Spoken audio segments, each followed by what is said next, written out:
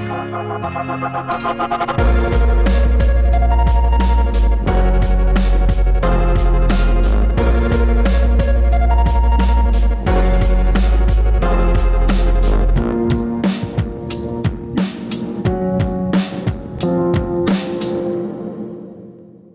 to Blackbird episode number 17. My name is James, and today I am joined by economist Philipp Bagus from Rey Juan Carlos University in Madrid, Spain.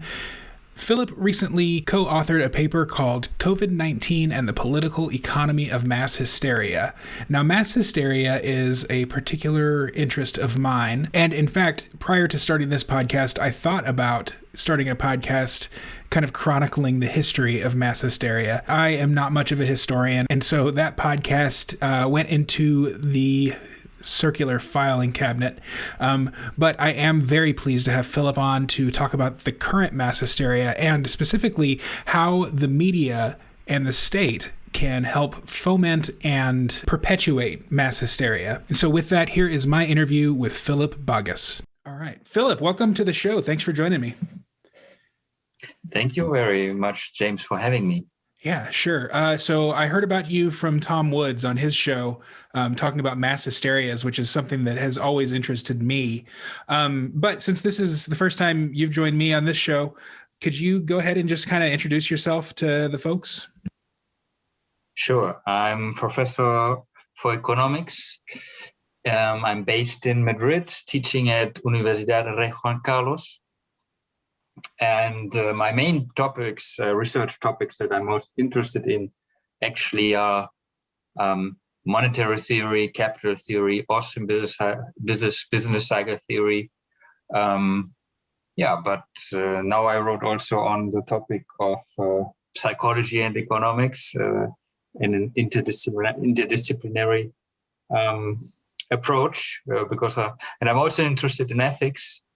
So, I guess it went very much to my heart, this whole Corona thing, and therefore I wanted to shed light on it from different perspectives. Yeah, it seems like the Austrian School of Economics kind of allows for that kind of cross-functional, cross-disciplinary analysis better than a lot of other schools of thought, I would assume. So the title of the paper that you and your co-authors published is COVID-19 and the Political Economy of Mass Hysteria. And I would really like to start at just the very, very brass tacks of what is political economy? How does it differ from like political science or economics proper?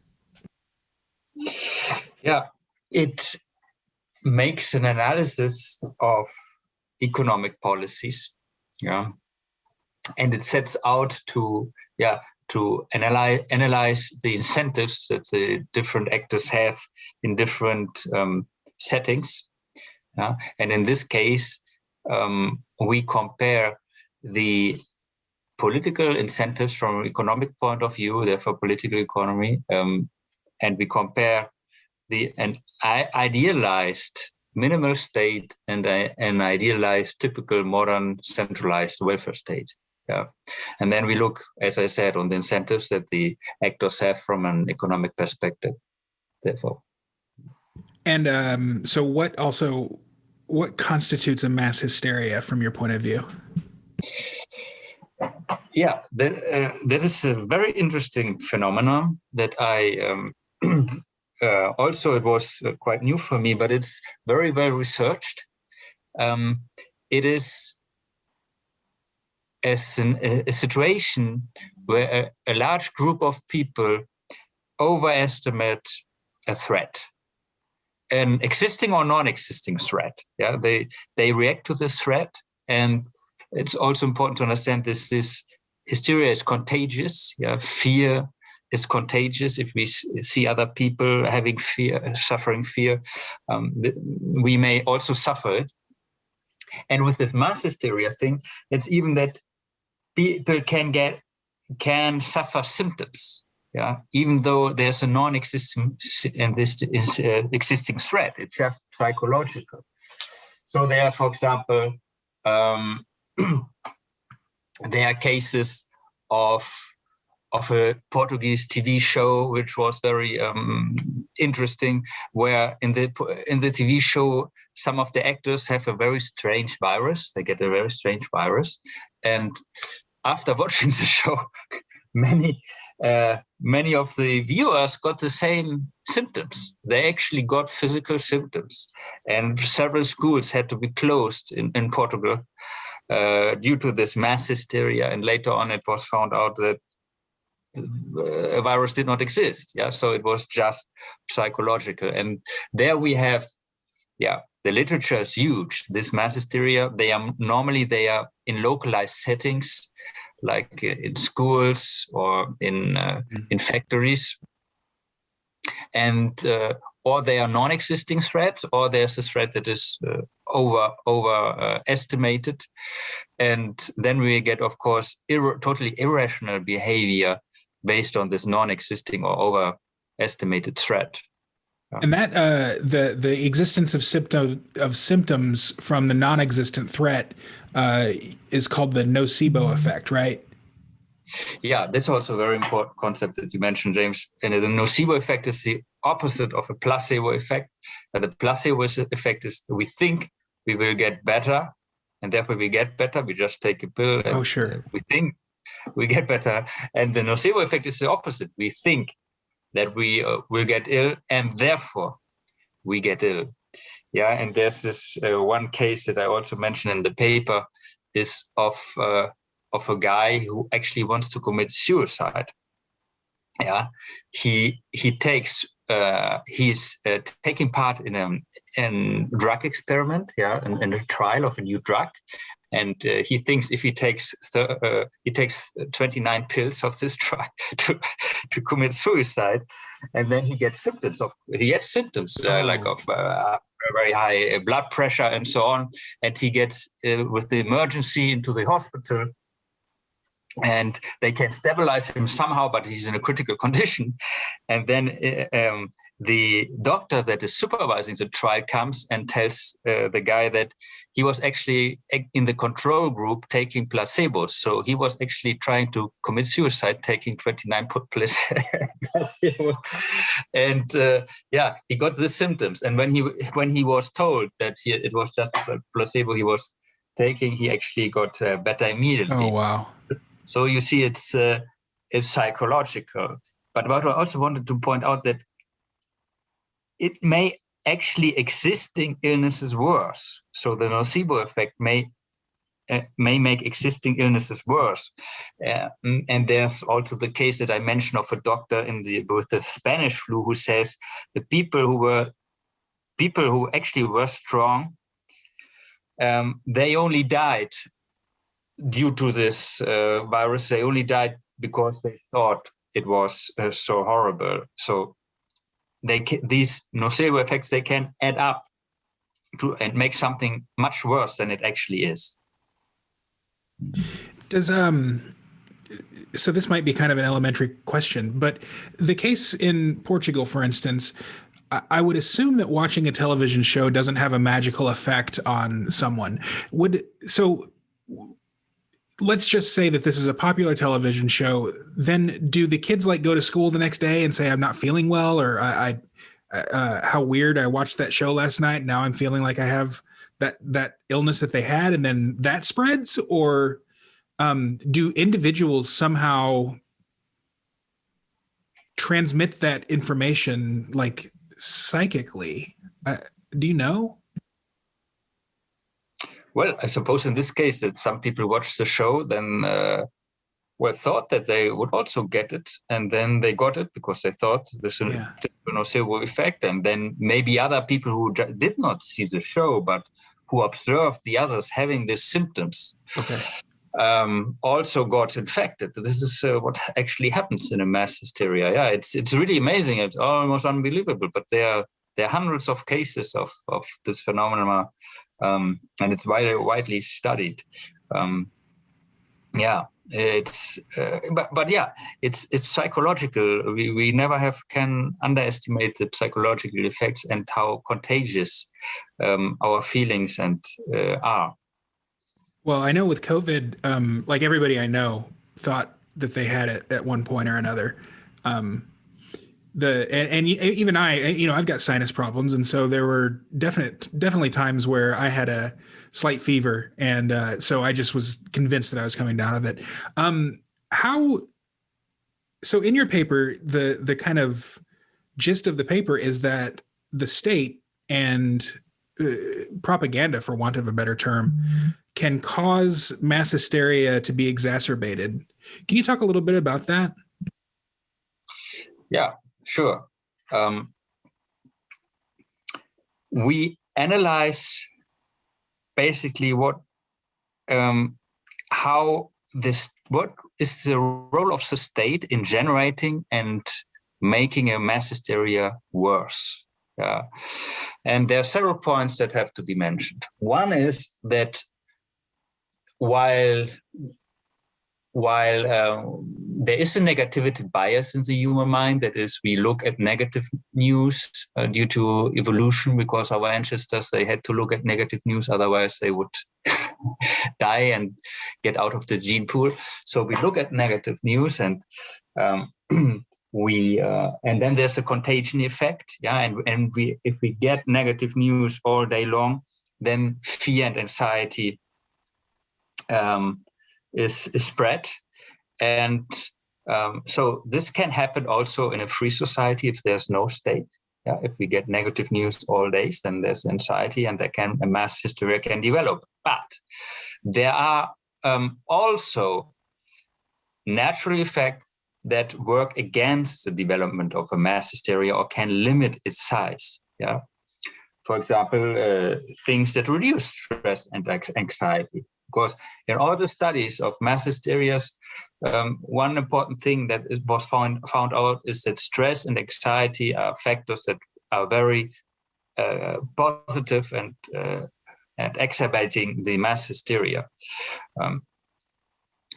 So everything that actually reduces stress and anxiety also reduces the possibility of a mass hysteria to develop. And these things are doing sports, having fun, get diversion and distraction from the negative news. Because if you get all the day the negative news, then you're prone to succumb to mass hysteria. So these activities like socializing, having distraction, they are of course possible in a free society. The problem is that the state can prohibit exactly those activities that reduce the stress and therefore reduce the mass hysteria. And we have seen it in the COVID-19 that the state actually did it. It imposed social distancing. It imposed masks.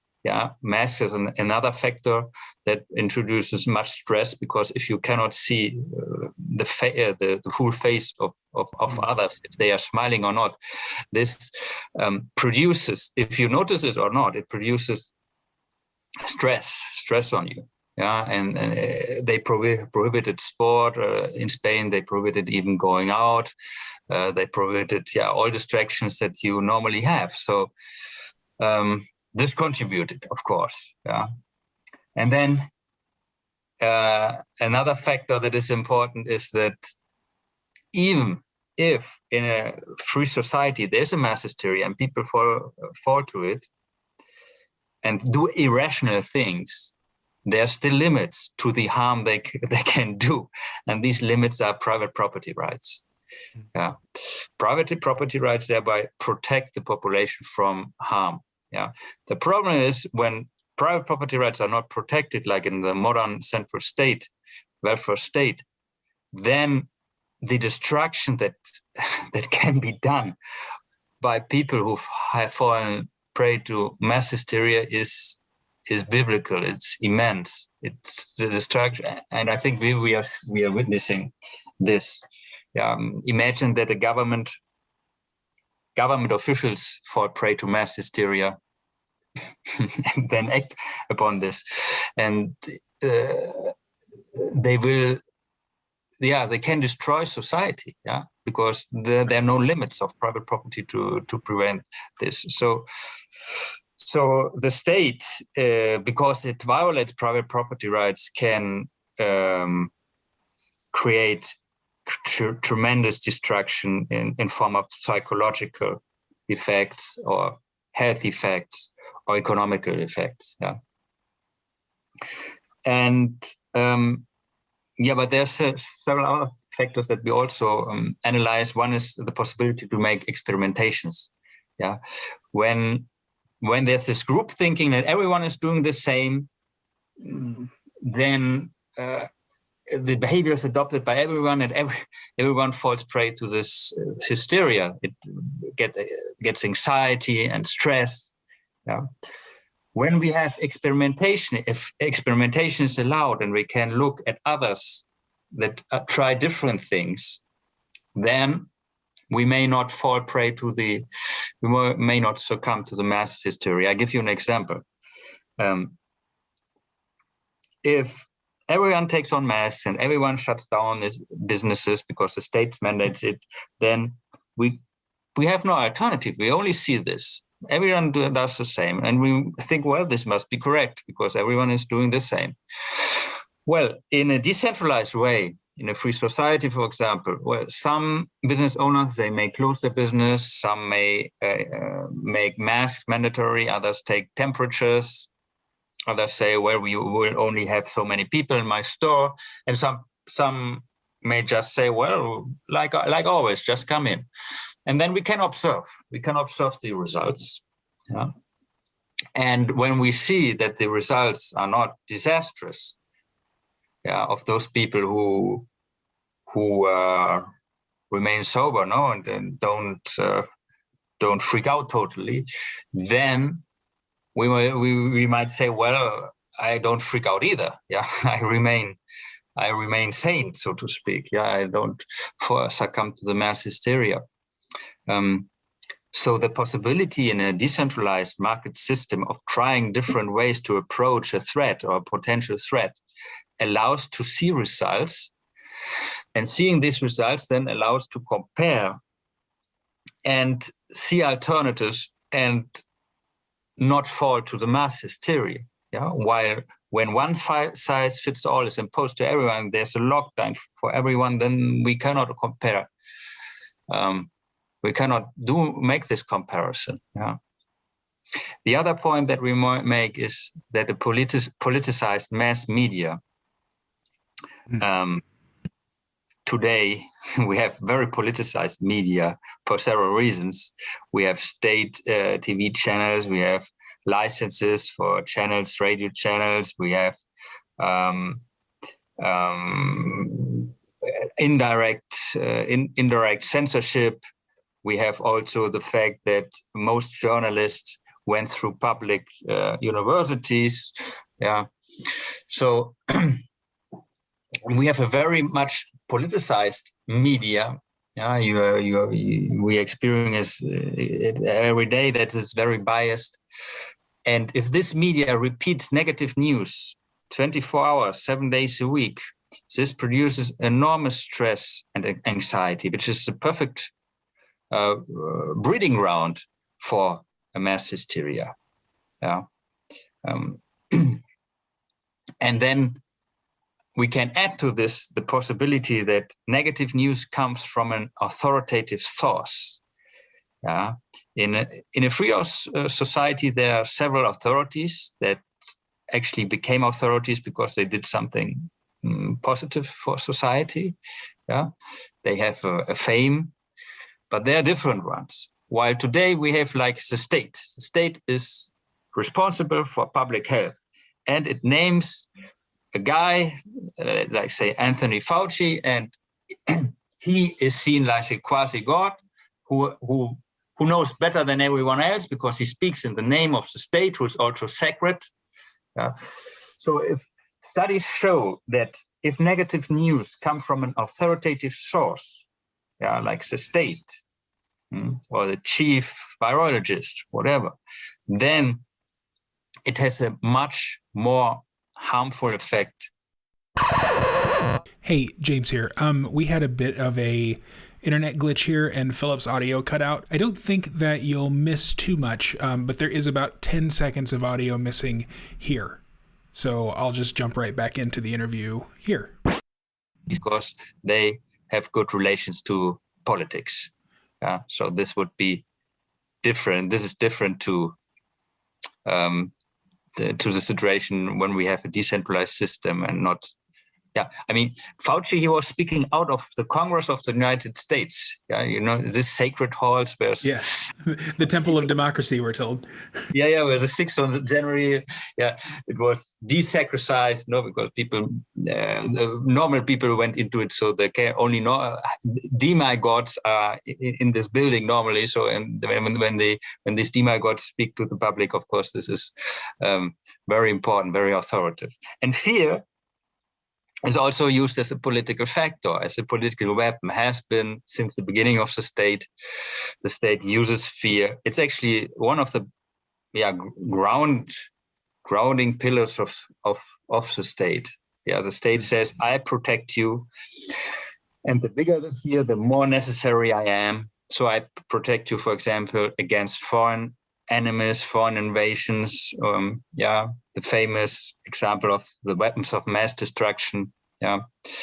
Fear is invoked so the state can assume its role to protect the citizenship in the population. They told the government, hey, government, what you have to do is to tell people that they will die of COVID because they cannot breathe. And this is a primordial fear to die in exactly this way, for not having enough oxygen. To die this way is one of the ways that people fear most. So they knew it, and they told the government, people fear this most, so appeal to this. And they also try to invoke guilt complexes to children. They said, well, tell the children that if you play with neighbors' children and then you get COVID and then you spread it to your grandparents, they will die a horrible death at home. And that is the most horrible thing that children can fear, to be responsible for that. And then they also said, or emphasized, that there are possible long-term adverse consequences, that even though you get over COVID, then long COVID, you may suddenly die of it. So all these fears, they actively promote it. And it's known. I mean, it's known. They admitted it's known that this is a paper from the Ministry of the Interior.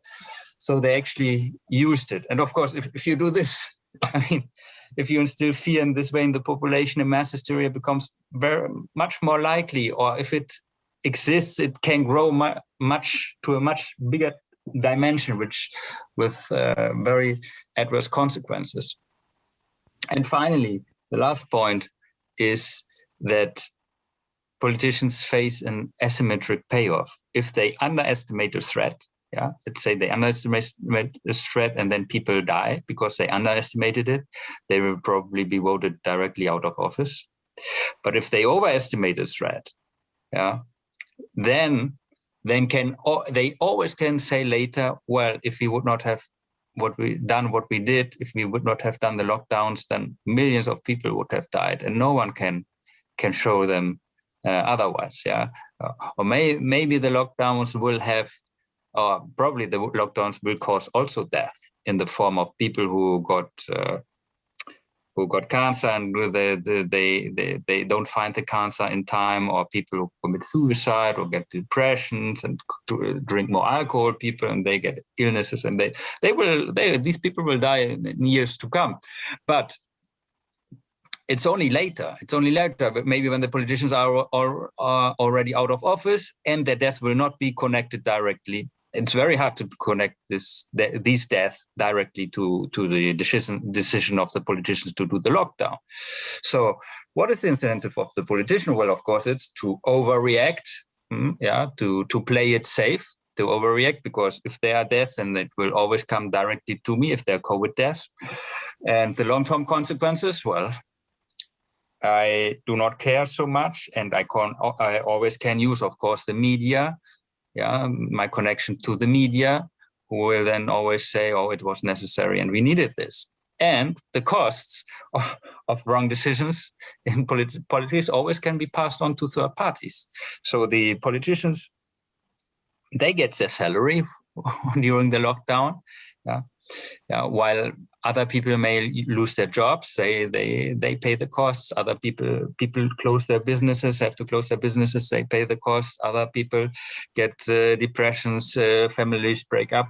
So the costs are paid by others, by third parties. So, and if you can do this, then you're of course much more prone to impose this, to overreact. And this overreaction, of course, causes also stress and anxiety.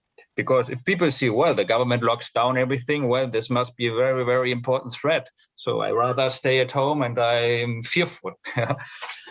So so all this contributes to the mass hysteria. And therefore, one of the main conclusions of the paper is actually, if something like mass hysteria exists and the possibility of it, and the consequences of this irrational behavior in the mass hysteria can produce so much harm to society, it's a very, very dangerous institution to have, the state. The state is a very, very dangerous institution to have, because if a mass hysteria can develop and there's a state, and then it can lead to incredible destruction. So one main argument for the existence of the state is actually that it can cause mass hysteria and producing incredible destruction. I just want to get real quick from you the paper that was leaked from the Department of the Interior. What country was that? In Germany. In Germany. Okay. My internet dropped, so I want to make sure that I link to that, because it's a very important story. And I didn't hear about it until just now. And my internet dropped, but the Zoom kept recording. So I'm hoping that it doesn't completely cut off your audio. But if it did, I think the audience will understand. There wasn't too much missed. So we'll get the gist of it. What about like on our side? So I'm hearing from a lot of libertarians, especially, that the vaccine, for instance, is going to cause all kinds of harm if you get it. Could that also lead to a mass hysteria, or even, people who say that they can't breathe through a mask? I can breathe through a mask. I think most people can, unless they've got some severe respiratory problems. Is that also something that presents a danger of this sort of thing?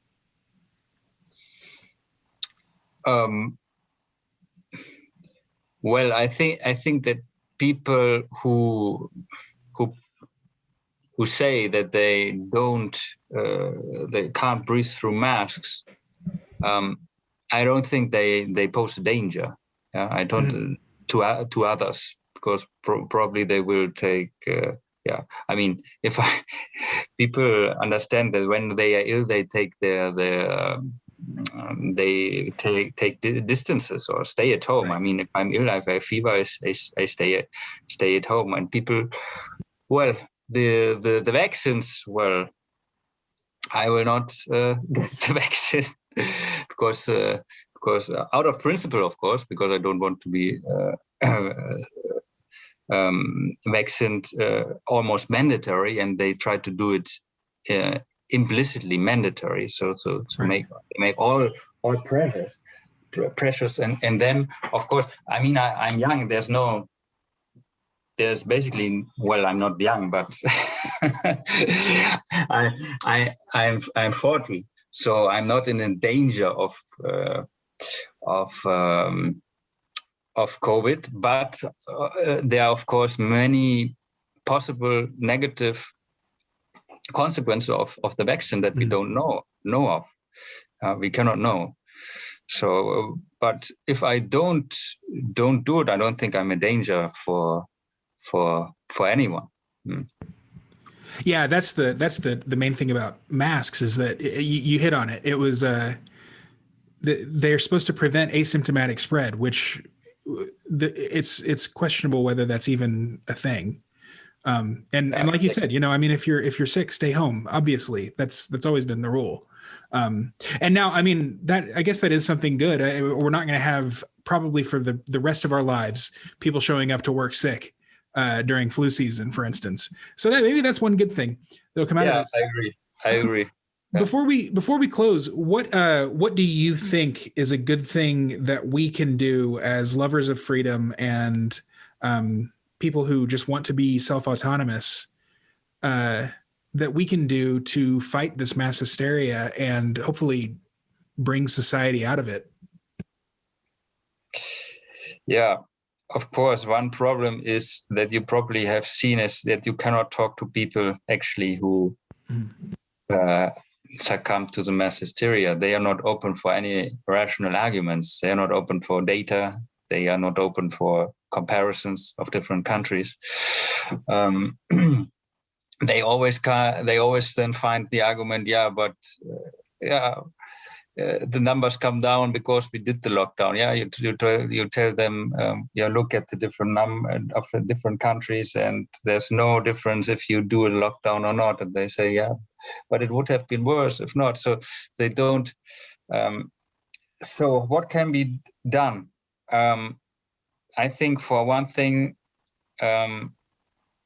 sooner or later it will end on its own, because people